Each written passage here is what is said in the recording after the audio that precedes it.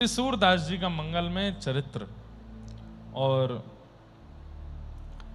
कल हम लोगों ने श्रवण किया कि श्री सूरदास जी को गुरुदेव की प्राप्ति हुई।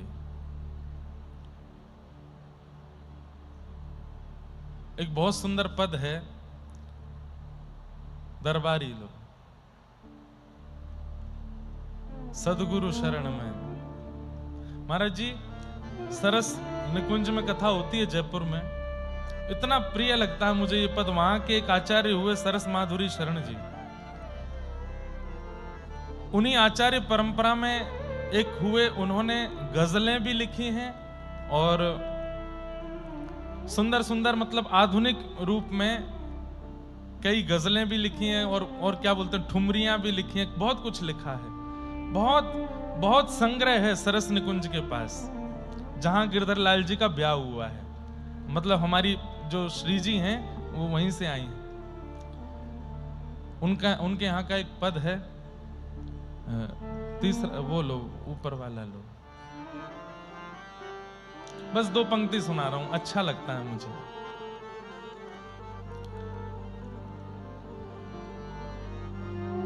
सद्गुरु शरण में सभी फल मिलेंगे,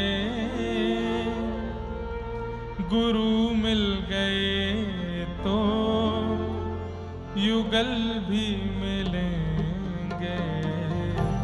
सद्गुरु शरण में सभी फल मिलेंगे, गुरु मिल गए तो युगल भी मिलेंगे। सद्गुरु शरण में सभी फल मिलेंगे, गुरु मिल गए तो युगल भी मिलेंगे। सद्गुरु शरण में सभी फल मिलेंगे, गुरु मिल गए तो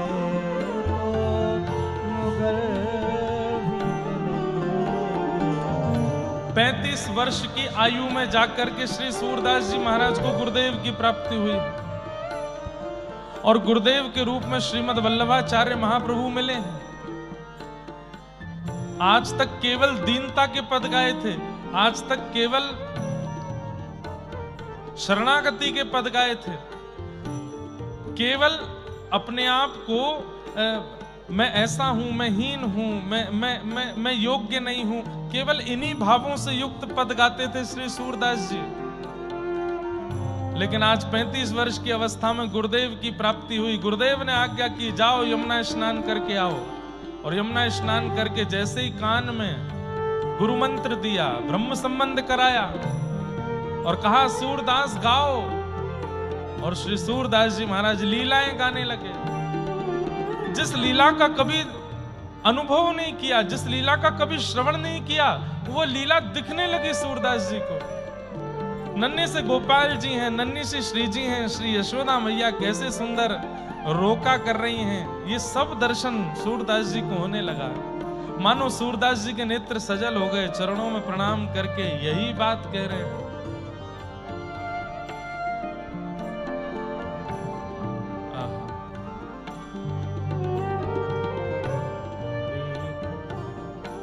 सद्गुरु शरण में सभी फल मिलेंगे, गुरु मिल गए तो युगल भी मिलेंगे।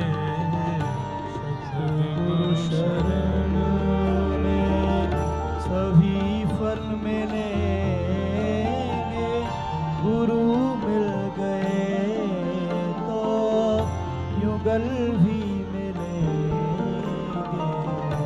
सभी मुश्किलें अब तो आसान होंगी, सभी मुश्किलें अब तो आसान होंगी।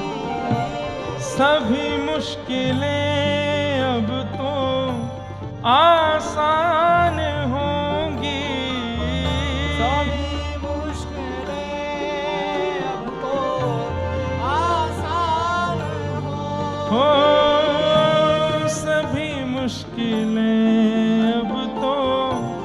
आसान होंगी। सभी मुश्किलें अब तो आसान होंगी। हमारी समस्याओं के हल मिलेंगे, गुरु मिल गए तो युगल भी मिलेंगे। हमारी समस्याओं के हल मिलेंगे, गुरु मिल गए तो युगल। और सबसे बढ़िया पंक्ति, मनोरथ सफल होंगे, घबराना है दिल। मनोरथ सफल होंगे, घबराना हे मनोरथ सफल होंगे, घबराना है दिल। मनोरथ सफल होंगे, घबराना न प्रीतम मिले आज तो कल मिलेंगे, गुरु मिल गए तो युगल भी मिलेंगे। न प्रीतम मिले आज तो कल मिलेंगे, गुरु मिल गए तो युगल भी ओ गुरु मिल गए तो युगल भी मिलेंगे। ओ गुरु मिल गए तो युगल भी मिलेंगे। सदगुरु जीवन में आ गए हैं तो बस अब चिंता मत कीजिए। गुरु मिलने के बाद भी अगर प्रतीक्षा बढ़ती जा रही है, ठाकुर जी क्यों नहीं मिल रहे, क्यों नहीं मिल रहे, महीना निकल गया, 6 महीना निकल गया, 1 वर्ष निकल गया, 2 वर्ष निकल गया, गुरु दीक्षा लिए, अभी तक ठाकुर जी क्यों नहीं मिले। कितनी सुंदर बात कहते हैं, मनोरथ सफल होंगे, घबराना है दिल।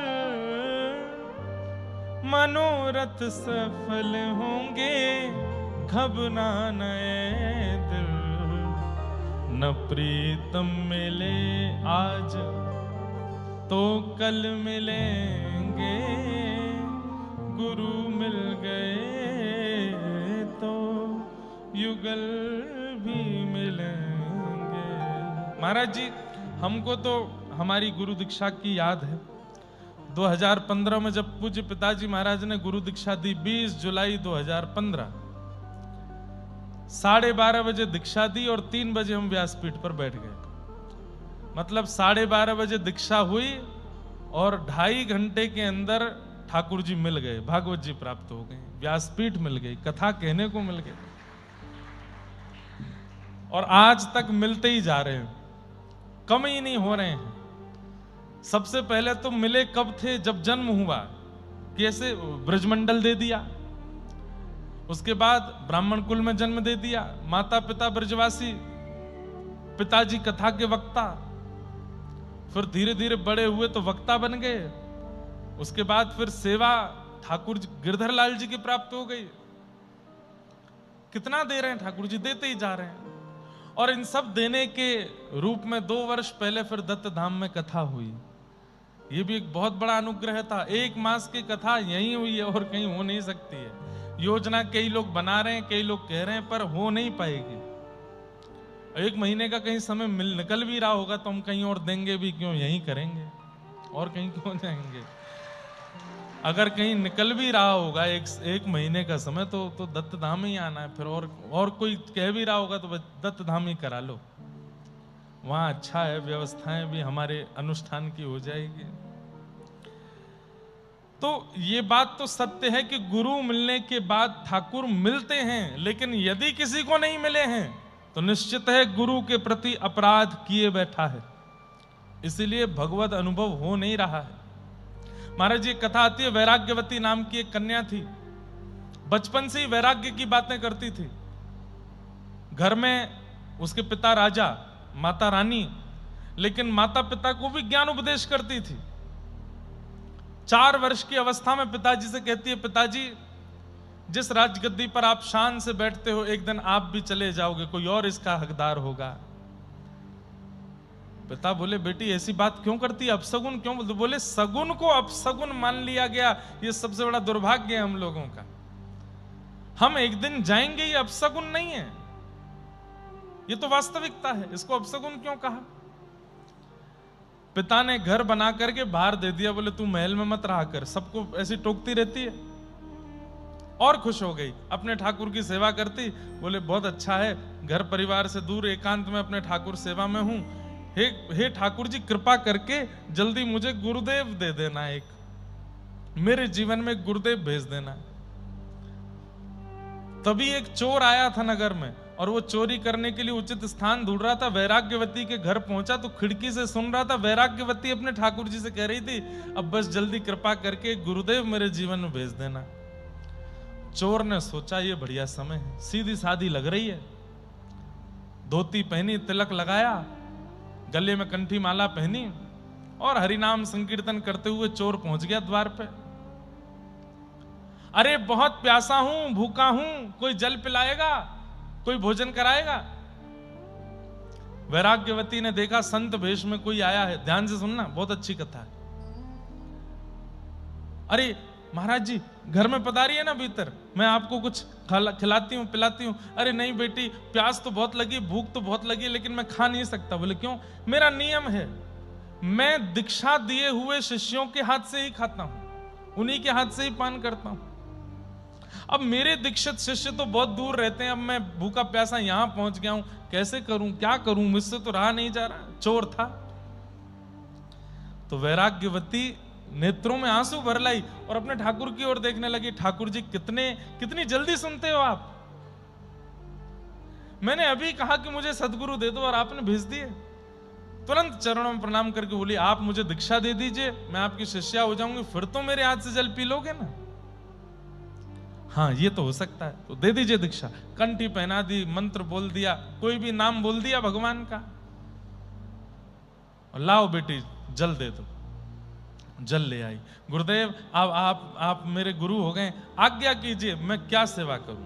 बोले बेटी, हमारे आश्रम का बहुत बड़ा उत्सव होने वाला है, सब शिष्य अपने गुरुदेव के आश्रम में कुछ कुछ संपत्ति भेंट करने के लिए ले चल रहे हैं, तुम्हारे पास जो भी बहुमूल्य हो ले चलो।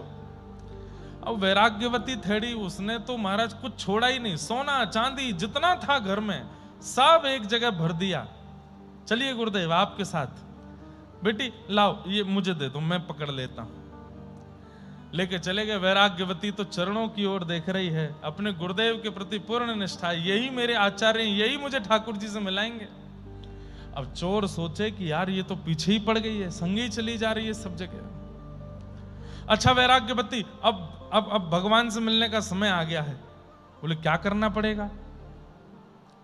बोले हम तुम्हें एक पेड़ से बांध देते हैं, और जब तक हम नहीं आवे तब तक इससे बंधी रहना, हम ठाकुर जी को लेके आते हैं। वैराग्यवती बोली जो आज्ञा। बंध गई पेड़ से। 4 दिन निकल गए, चोर तो भाग गया धन लेकर के। वैराग्यवती वहीं खड़ी है बंधी हुई कि मेरे गुरुदेव आ रहे होंगे ठाकुर जी को लेकर के। यहां राजा ने पता करवाया कि बाहर हमारी बेटी रहती है दूसरे घर में, देखो तो कैसी क्या। तो पता चला 4 दिन से तो उसके अते पते नहीं। पूरी सेना ने खोजा, तब जाकर के जंगल में वैराग्यवती मिली।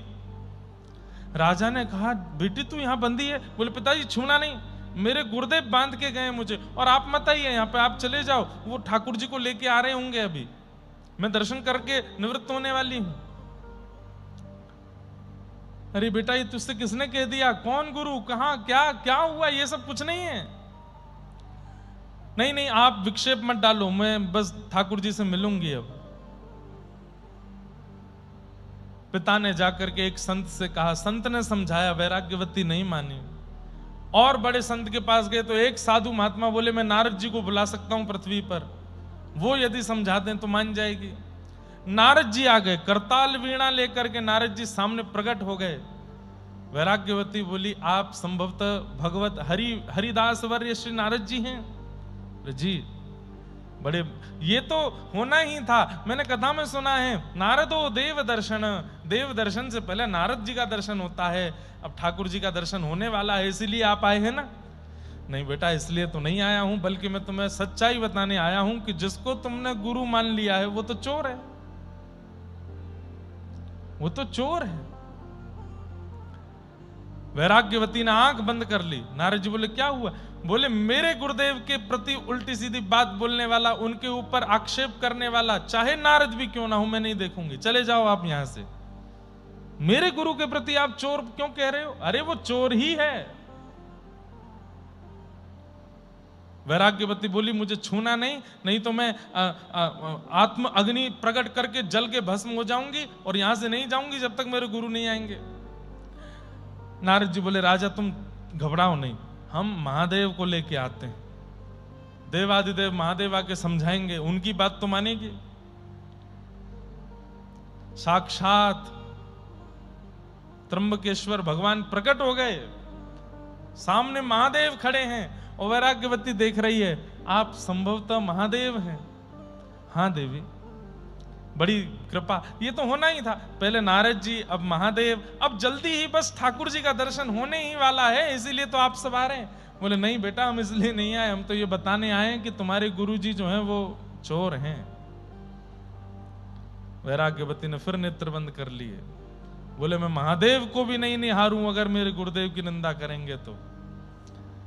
राजा बोले, नारद जी धरे रह गए, महादेव भी कुछ नहीं कर पाए, मेरी बेटी कैसे ठीक हो? महादेव बोले, अब तो रुको, हम नारायण को ही लेके आते हैं। ईगो पे बात आ गई है हमारे। शंख चक्र गदा पद्मधारी गरुण पर बैठ के नारायण प्रकट हो गए सामने, और प्रकट होकर के बोले, वैराग्यवती नेत्र खोलो। नेत्र खोल करके देखा तो साक्षात परमात्मा खड़े हैं। अब तो नतमस्तक हो गई, जय हो, कृपा हो गई। ये तो मुझे पता था मेरे गुरुदेव की निष्ठा का फल मिलेगा। नहीं, हम तो ये बताने आए हैं कि तुम्हारे गुरु जो हैं वो चोर हैं। बोले, मेरे गुरु यदि चोर हैं, ऐसा कोई भक्त बता दीजिए जिसको दीक्षा के 7 दिन के अंदर नारद जी, महादेव और नारायण तीनों दिखे हो। मुझे दिखे हैं, ये मेरे गुरुदेव की कृपा है। महादेव नारायण ठाकुर जी को देखें, ठाकुर जी नारद जी को देखें, सब संप्रदाय एक तरफ रह गई, सारे गुरु एक तरफ रह गए, चोर भगवान से मिला गया। बताओ, उसको खोज तो लाओ, कहां है? महादेव बोले, मैं जाता हूं। ध्यान लगाया, श्रृंगी भृंगी से पूछा, ढूंढो कहां है? पता चला पास के नगर में चोरी कर रहा था। महादेव पहुंच गए। आधी रात में एक घर में घुस रहा था, तुरंत महादेव त्रिशूल लेकर के, डमरू लेके सामने खड़े दिखे। चोर घबराया, बोले, आप तो महादेव हैं। बोले, तूने अभी अभी किसी वैराग्यवती को दीक्षा दी थी? अच्छा, वो राजा की बेटी? बोले, हाँ। अब उसको तो ऐसे ही मैंने कोई दीक्षा विक्षा, मैं कोई गुरु थोड़ी, मैं तो चोर हूं। वो ऐसे ही नाम दे दिया, ऐसे ही कर दिया। बोले, तेरे ऐसे ही करने से उसमें इतना विश्वास जगा, गुरु पदवी के प्रति बंद ही पड़ी है 7 दिन से, चल वहां पर। जैसे ही चोर को लेकर के पहुंचे, ठाकुर जी खड़े हैं गरुण पर, नारद जी खड़े हैं, महादेव खड़े हैं, सब महाराज खड़े हैं वहां पर, और वैराग्यवती बंदी है। गुरुदेव के आते ही नेत्रों से झरझर आंसू गिरने लगे। मेरे गुरुदेव, आपकी बड़ी कृपा, आपकी बड़ी अनुकंपा, आपकी बड़ी लीला, देखिए ना, सब खड़े हैं मेरे सामने, सबके दर्शन हो गए नाथ। अब बस मुझे कुछ नहीं चाहिए, भगवत दर्शन हो गया। अब तो आप बस अपना चरण मेरे सिर पर पधरा के मुझे मुक्त कर दीजिए। अब चोर भगवान को देखे, भगवान कहें, पैर पधराने का मंत्र आता है तुमको? बोले, हमें तो कुछ नहीं आता। ठाकुर जी भी हंसने लगे, और हंसते हुए क्या बोले, महादेव, यहां गुरु का गुरुत्व नहीं है, पर शिष्य के शिष्यत्व में इतनी निष्ठा है, शिष्य के शिष्यत्व में इतनी पराकाष्ठा है कि सामान्य गुरु के होते हुए भी, अरे नाम के गुरु होते हुए भी उसको भगवत दर्शन हो गया, क्योंकि शिष्य के अंदर गुरु के प्रति विश्वास प्रगाढ़ है, शिष्यत्व विशेष है। और यदि गुरु ही श्रेष्ठ हो जाए तो फिर कहना ही क्या है। अश्रेष्ठ गुरु के जीवन में, वैसे अश्रेष्ठ शब्द गुरु के साथ कभी लगता ही नहीं है। गुरु यदि हैं तो वो श्रेष्ठ ही हैं।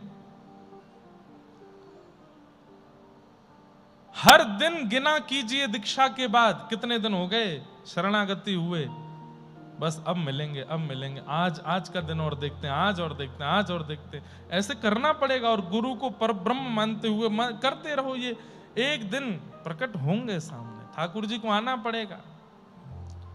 गुरु शब्द में सामर्थ्य है भगवत दर्शन कराने की। आज सूरदास जी को हो गए, बिना नेत्र के हो गए, बिना नेत्र के हो गए। सूरदास जी महाराज बोले, भगवान अब मुझे कहीं नहीं रहना, अब आप अपने साथ ही ले चलो।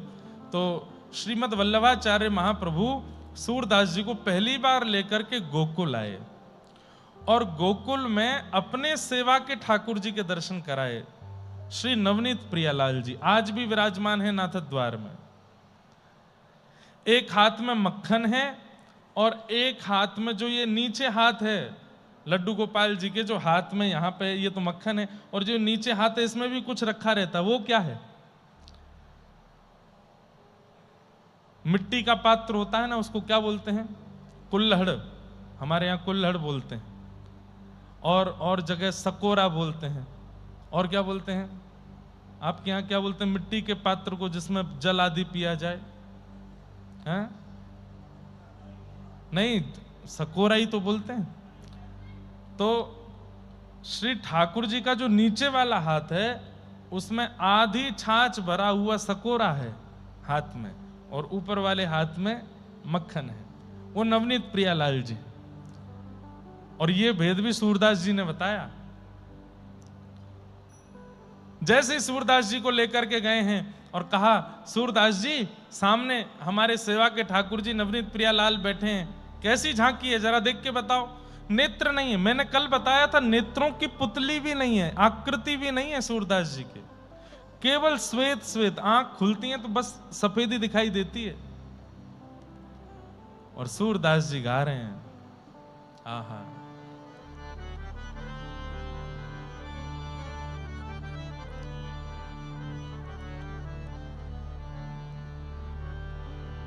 शोभित कर नवनीत लिए, शोभित कर नवनीत लिए। बंधुओं, थोड़ी देर के लिए आंखें बंद कर लीजिए, सो मत जाना। हाँ, आंखें बंद करो और सूरदास जी को जो दर्शन हो रहा है वो उनके शब्दों से यहीं बैठे बैठे कीजिए। बस शब्द समझने का प्रयास कीजिए। एक हाथ में ठाकुर जी ने मक्खन लिया है और श्री सूरदास जी उनकी झांकी का वर्णन कर रहे हैं। शोभित कर नवनीत लिए,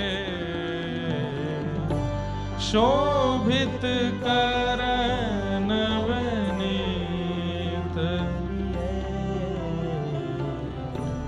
घुटरू न चलाता रेणु तना मंडित, घुटरू न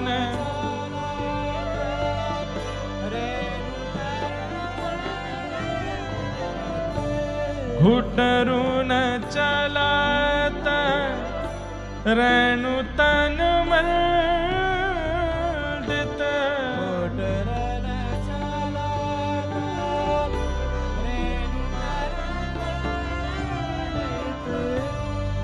मुख दधिलेप किए,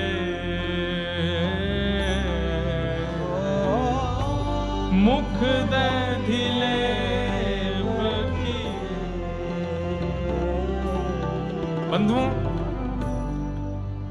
मान लीजिए कि ये नवनीत प्रियालाल जी बैठे हैं, सामने सब दर्शनार्थी खड़े हैं और सूरदास जी विपरीत दिशा में मुंह करके बैठे हैं। नेत्रहीन को क्या पता कि कहां बैठे हैं ठाकुर जी। पूरी दुनिया इधर की तरफ मुंह करके बैठी है, वो दुनिया की तरफ मुंह करके बैठे हैं और गा रहे हैं कि मेरे गुरुदेव के ठाकुर जी कैसे हैं। शोभित कर नवनीत लिए, शोभित कर, सब लोग गाओ।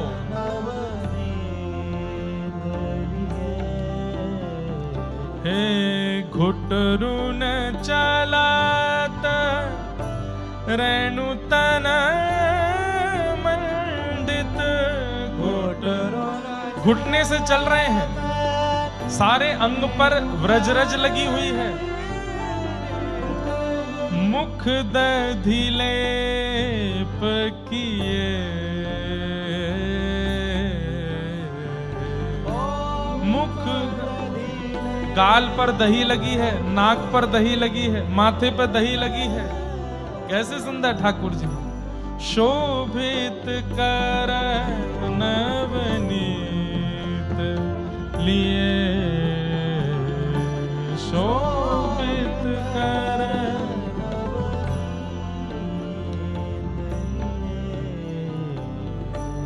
चारु कपोल लोल लोचन,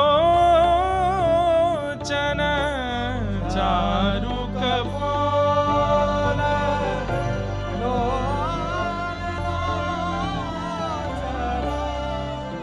चारु कपोल मतलब ठाकुर जी के गोल मटोल गाल हैं, खूब गोल गोल गाल हैं, चमक रहे हैं। और लोल लोचन यानी कि गोल गोल आंखें हैं, और कैसी हैं? कमल जैसी हैं। खूब बड़ी बड़ी आंखों से ठाकुर जी टुकुर टुकुर देख रहे हैं। चारु कपोल लोल लोचन, चारु कपोल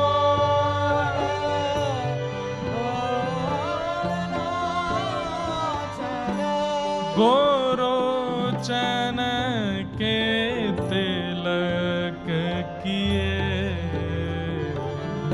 गोरोचन के तिलक। हमारे महाराज जी 2015 में दास के पूज्य नाना जी, उन्होंने हमको व्यासपीठ पे पूज्य पिताजी, नाना जी और हमारे गुरुदेव सबने मिलके बिठाया। नाना जी होते ना तो यहाँ निश्चित ही रुक जाते, और जैसे मुकुंद काका यहाँ रह करके पूरा पुरुषण हमारे नाना जी भी करते। बहुत अच्छे विद्वान थे, भागवत के व्रज साहित्य के इतने अच्छे विद्वान थे।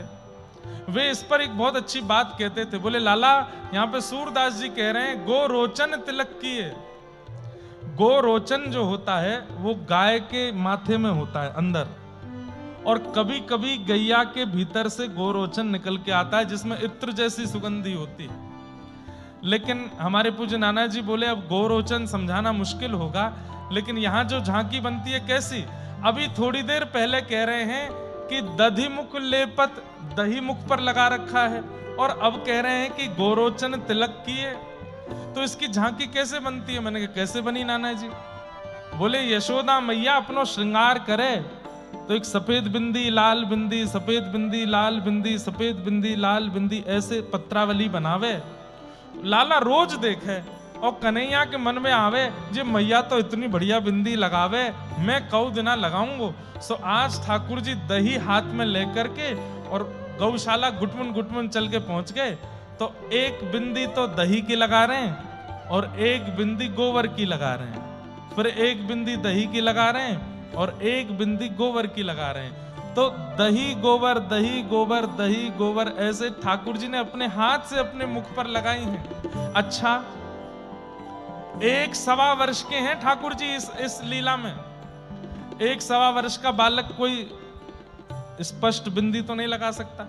एक बिंदी यहां लगाते हैं, एक बिंदी यहां लगा ली है, एक बिंदी यहां लगा ली है, एक तो ऐसे गोरोचन का तिलक किया है। अब इसमें आश्चर्य की बात क्या है? बोले क्या नेत्र वालों को ऐसा दर्शन नहीं हो रहा, पर बिना नेत्र वाला सूरदास गा रहा है और वो वहीं देख करके अनुभव करके बता रहा है। गोरोचन के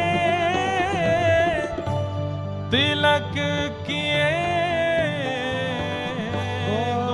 गोरोचन के तिलक किए, हे शोभित कर नवनीत लिए, शोभित कर नवनीत। झांकी बनाते जाइएगा चित्त में। घुटने से चल रहे हैं, एक हाथ में मक्खन है, मुख पर दही और गोबर लगा हुआ है, तन पर रज लगी हुई है। और उसके आगे क्या वर्णन कर रहे हैं श्री सूरदास? लट लटकनी मनो मत मधुप गण, लट लटकनी मानो मत मधुप। इतना सुंदर भाव है, क्या बताऊं मैं। सूरदास जी कह रहे हैं मानो ठाकुर जी का मुखमंडल जो है वो नील कमल है, और उस मुख पर जब भगवान के घुंघराले केश कभी कभी नेत्रों के आगे मुखमंडल गाल पर आ रहे हैं तो ऐसा लग रहा है मानो नील कमल के ऊपर भौरे मंडरा रहे हों, मतवाले भौरे मंडरा रहे हैं। मधुमत लट लटकनी मानो मत मधुप गण, लट लटकनी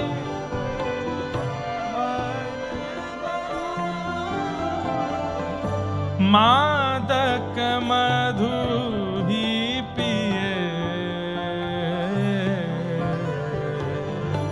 मादक मधु ही।